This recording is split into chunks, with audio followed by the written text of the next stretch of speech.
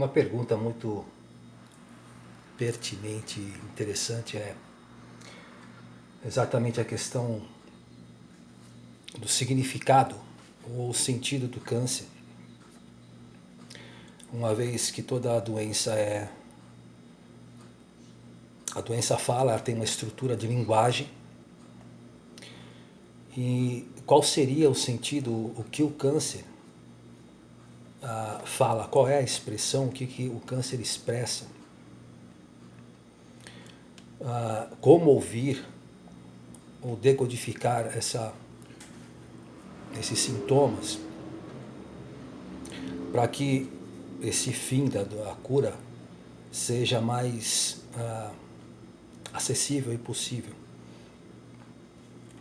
E nesse livro tem um trecho aqui muito interessante em relação a uma paciente de 35 anos que remete o autor a uma rainha persa, né? A rainha persa, ela tinha um câncer de mama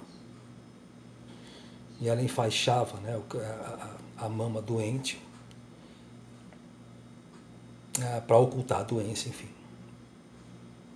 E aí num dia de acesso de fúria, absolutamente pessimista e sem esperança nenhuma, ela pede para que um escravo extirpasse o tumor com a faca. Aí anda outra paciente, né, que pedia aqui, uma paciente câncer de estômago, né, tomada pelo câncer, e ela pedia que fosse amputado, né, removido todo o órgão, sem deixar nada, entre aspas. Aqui é interessante esse detalhe. E a tentativa de um médico de buscar ou trazer a cura através dessas mutilações. Então a questão que chama a atenção aqui necessariamente é exatamente o funcionamento, a relação com o câncer, é exatamente o funcionamento do aparelho psíquico ao aparelho da alma, como Freud definia, em relação aos mecanismos de defesa contra a irrupção de ideias contraditórias, antagônicas e indesejáveis.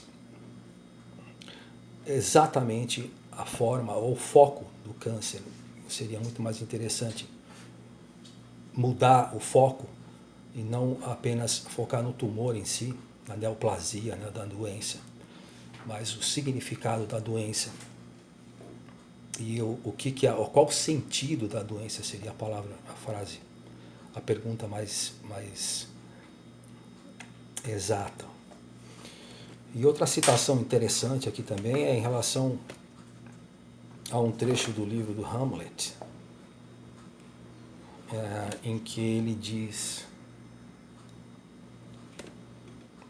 que males que crescem desesperadamente só podem ser aliviados com mecanismos desesperados. Então seria mais interessante buscar a etiologia